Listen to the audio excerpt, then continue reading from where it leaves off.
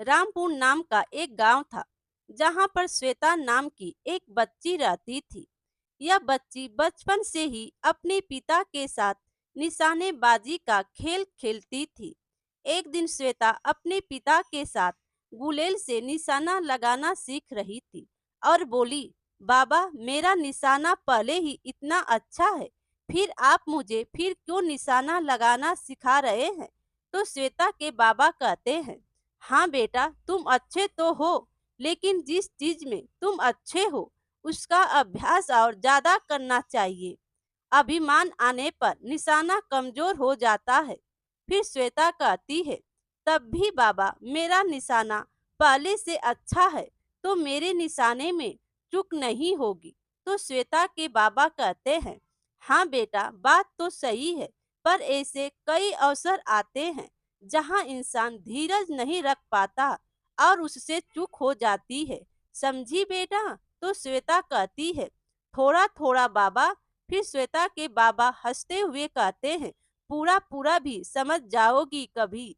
फिर श्वेता कहती है, ठीक है बाबा, मैं अब अभ्यास करती हूँ। ऐसे ही कई वर्ष बीत चुके हैं। अब श्वेता 60 वर्ष की हो चुकी है। श्वेता अपने बाबा की बताई बातें याद कर अपने पोते कन्हैया को बता रही थी। तभी उसकी आंखों में आंसू आ गए। फिर उनका पोता कन्हैया कहता है, दादी आप रोने क्यों लगी? क्या आपको बाबा की याद आती है मेरी तरह? फिर श्वेता कहती है, हाँ बेटा, कुछ ऐसा ही है। तो मैं कह रही थी कि मुझे मेरे बाबा ने कहा था, जिस भी चीज में तुम्हारी रुचि होगी उसमें तुम्हें मेहनत और अभ्यास करना होगा। फिर श्वेता का पोता कहता है, हाँ दादी। श्वेता के पास बस उसका एक पोता था। कन्हैया के माता पिता उसे श्वेता के पास कुछ दिन पहले ही छोड़कर गए थे। श्वेता नारियल बेचती थी, पर नारियल के पेड़ पर चढ़ना मुश्किल होने के कारण वह अपनी राइफल से नारियल तोड़कर बेचती थी। फिर एक दिन कन्हैया अपनी दादी से कहता है, दादी आपको सब शूटर दादी क्यों कहते हैं? तो श्वेता कहती है, बेटा तुम्हारी दादी का निशाना पूरे गांव में सबसे अचूक है। यह बंदूक से रोज नारियल तोड़ते देख लोगों ने मुझे शूटर दादी कहना शुरू कर दिया। फिर कन्हैया कहता है, दादी मुझे भी आप निशाना लगाना सिखाएंगी क्या? फिर श्वेता बोली, ठीक है बेटा, आओ चलो, मैं नारियल कैसे तोड़ती हूँ, तुम भी देखना और सीखना, लेकिन खुद तोड़ने की जिद नहीं करना। तो कन्हैया कहता है, ठीक है दादी। फिर वह दोनों बगीचे में चले जाते हैं। श्वेता नारियल को अपने बंदूक के इस्तेमाल से तोड़ रही थी। तभी वहां साहूकार और उसका बेटा मदन आता है। फिर साहूकार कहता है, श्वेता इतने सालों से मैं देख रहा हूँ, पर तुम्हारा निशाना कभी झुकते नहीं देखा। मेरा बेटा भी अव्वल दर्जे का निशानेबाज है, पर इसके निशाने में भी चूक हो जाती है। इस पर श्वेता कहती है, अभ्यास करते रहो, सफल हो जाएगा यह भी। आप कहें तो मैं सिखा दूं मदन को। फिर मदन बोला, शूटर दादी आपसे तो बेहतर हूं मैं। अब तो आपकी इतनी उम्र हो गई है कि दिन में भी लालटेन लेकर घूमना पड़ेगा। आप मुझे क्या सिखाएंगी?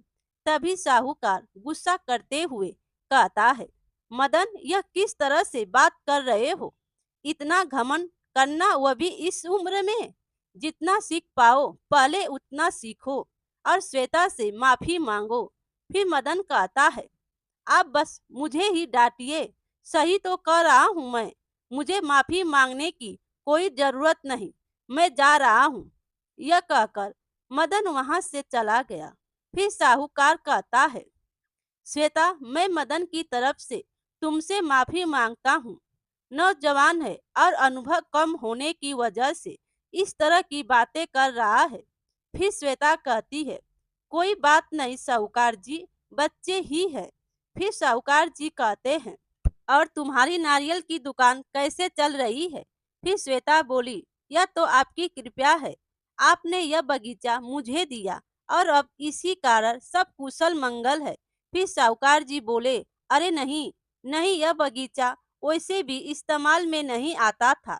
कम से कम अब यह उपयोग में तो है। फिर श्वेता बोली, फिर भी आपका आभार है मुझ पर। फिर साहूकार जी कहते हैं, अच्छा श्वेता, मैं चलता हूँ। श्वेता कन्हैया को अगले दिन अपने घर में कुछ बातें समझा रही थी।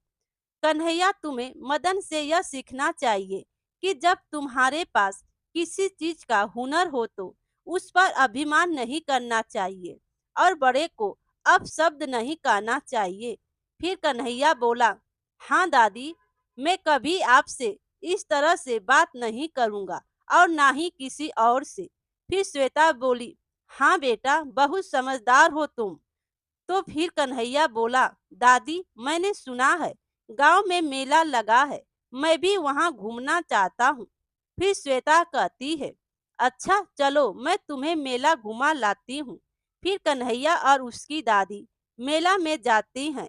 तो मेले में एक गुब्बारा वाला होता है जिस पर निशाना लगाते हैं। तो कन्हैया कहता है, दादी वह देखो, वहां सही निशाने लगाकर गुब्बारे फोड़ते हैं और इनाम भी मिलेगा। आप भी चलिए ना दादी। फिर श्वेता हंसते हुए कहती है, हाँ हाँ, अच्छा आओ, तुम भी देखो शूटर दादी का निशाना। दुकान पर पहुंचते ही वहां मदन भी आ जाता है और कहता है, अब आपकी उम्र हो चली है शूटर दादी, देखना कहीं हाथ ना कांपने लगे। फिर श्वेता हंसते हुए कहती है, बढ़िया मजाक कर लेते हो। फिर मदन कहता है, देखिए ऐसे लगाते हैं निशाना। मदन 5 में से 4 गुब्बारे फोड़ देता है और श्वेता को एक घमंड भरी मुस्कान दिखाते हुए ऐसा कह रहा हो मानो इसको कहते हैं निशाना लगाना। फिर श्वेता बोली, वाह, तुम्हारा निशाना तो बहुत बढ़िया है, लाओ अब मेरी बारी। श्वेता देखते ही देखते 5 गुब्बारे फोड़ देती है। फिर कन्हैया बोला, वाह दादी, आपसे अच्छा निशानेबाज कोई नहीं है। इस पर मदन कहने लगा, बहुत बोलता है, वो तो मेरा हाथ फिसल गया था, बाकी तुम्हारी शूटर दादी मुझसे ना जीत पाती। फिर श्वेता बोली, कोई बात नहीं, खेली तो है, इसमें इतना क्यों आग बबूला हो रहे हो? बच्चों की बात इतनी बुरी लग गई क्या? फिर मदन कहता है, अभी तो मैं जा रहा हूँ, लेकिन तुम्हें मेरा मजाक उड़ाने की कीमत चुकानी पड़ेगी। श्वेता ने अपने इनाम के पैसे लिए और वहां से कन्हैया को लेकर चली गई। मदन वहां से सीधे अपने पिता के पास चला गया और बोला, पापा, यह सब आपकी गलती है। उस शूटर दादी पर उपकार किया है, फिर भी वह मेरा मजाक उड़ाने से बाज नहीं आती। फिर साहूकार जी कहते हैं, बात क्या है, पहले यह तो बताओ। फिर मदन कहता है, वहां मेले में इतने लोगों के सामने उसने मेरा मजाक उड़ाया। मेले के छोटे से खेल में जीत क्या गई, बड़ी बड़ी बातें करने लगी।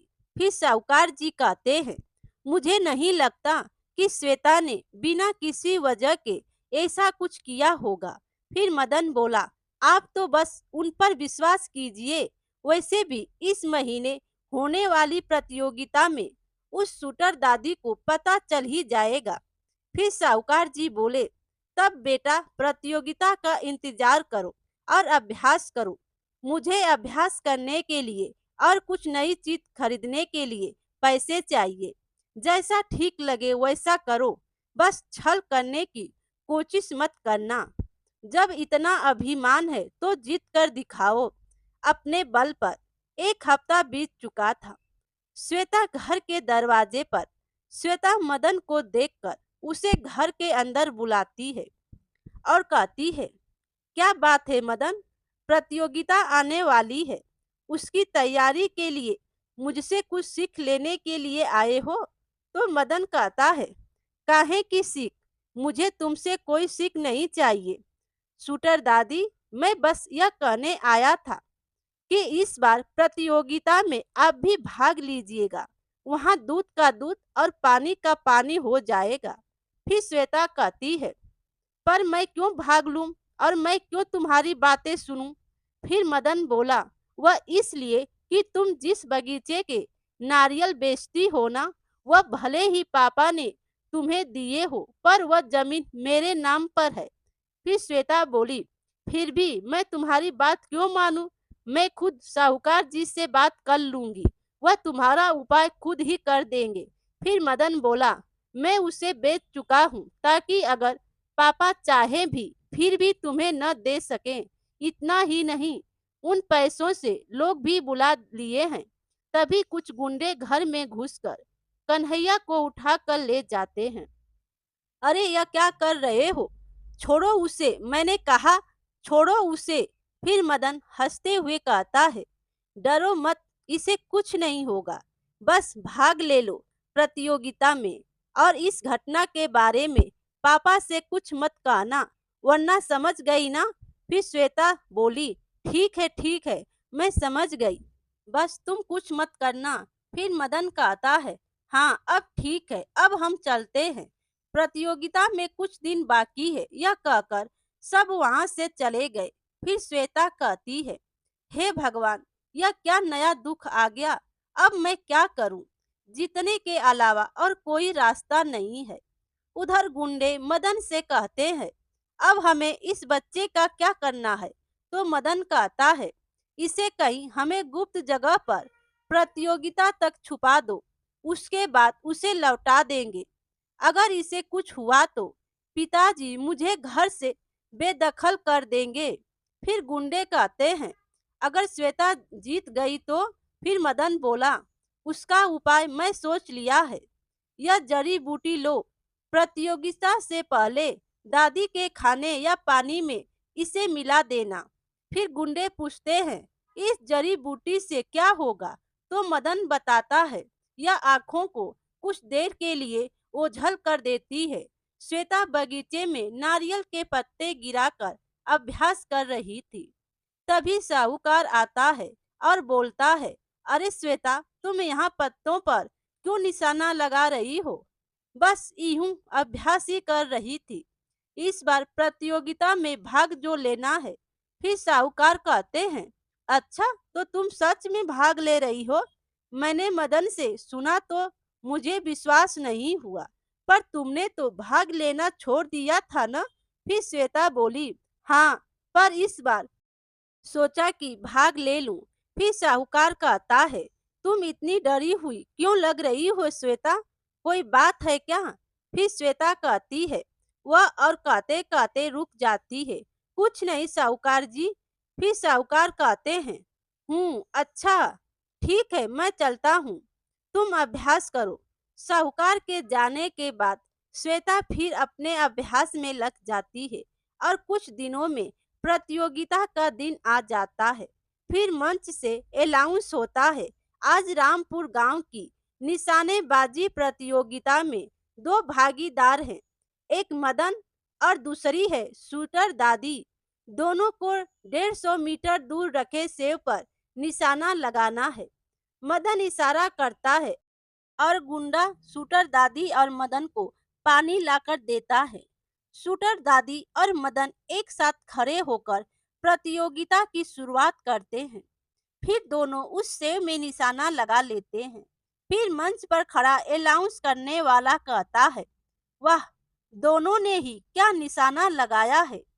150 मीटर दूर रखे सेव को भेद दिया, जैसे कि वह सामने ही पड़ा हो। अब नारियल की प्रतियोगिता में सामने लटकाए हुए 4 नारियल भेदने हैं। एक भी गोली चूकनी नहीं चाहिए, और सारी गोलियां नारियल के अंदर जानी चाहिए।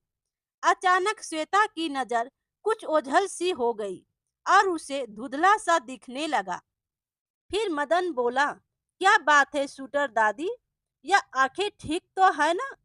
लालटेन दूं? ऐसा कहकर वह मजाक उड़ाता है। फिर शूटर दादी बोली, यह बात है मदन, बातें तो तुम्हारी इतनी अभिमान भरी होती है और हरकतें ऐसी। फिर मदन बोला, चुप रहो और निशाना लगाओ, यह मेरा मजाक उड़ाने का अंजाम है। फिर श्वेता बोली, ठीक है, पहले तुम। मदन ने निशाना लगाया और 4 नारियल भेद दिए। फिर मंच से बोले, बहुत बढ़िया प्रदर्शन, अब श्वेता की बारी। श्वेता एकटक देखती रही नारियल की तरफ और निशाना लगाया। फिर मदन बोला, बस एक नारियल पर ही निशाना लगा पाई और बाकी के 3 निशाने गलत लगे और लोग इन्हें गांव की शूटर दादी कहते हैं। भला मजाक भी ढंग का किया करो यार।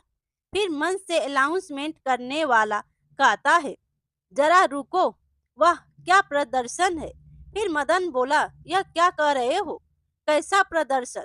फिर सरपंच सबको नारियल दिखाता है कि दूसरी गोली के छेद से चारों गोलियां नारियल के पार हुई है। यह देखकर सब के सब चौंक जाते हैं और खुशी से शूटर दादी का नाम पुकारते हैं। फिर मदन बोला, यह ठीक नहीं हुआ।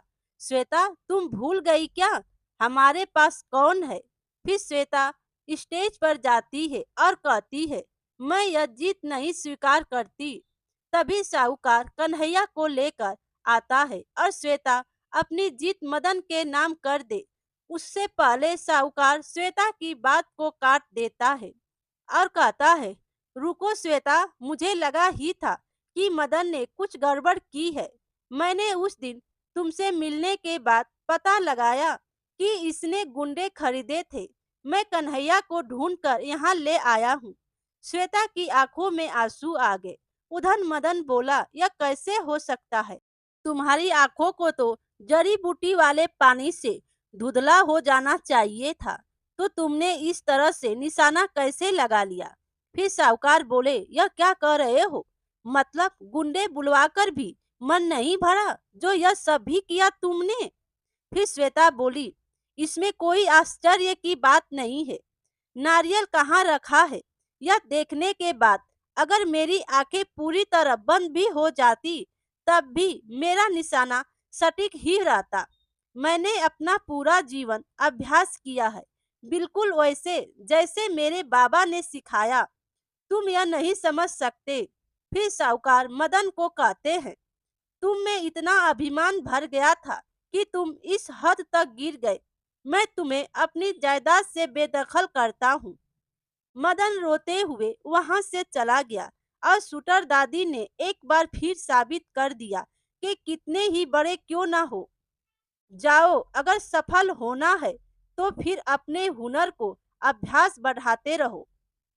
मेरे प्यारे दोस्तों, कहानी अच्छी लगी हो तो लाइक कीजिए और अपने दोस्तों में भी शेयर कीजिए और चैनल पर नए हो तो चैनल को सब्सक्राइब कीजिए। Thank you.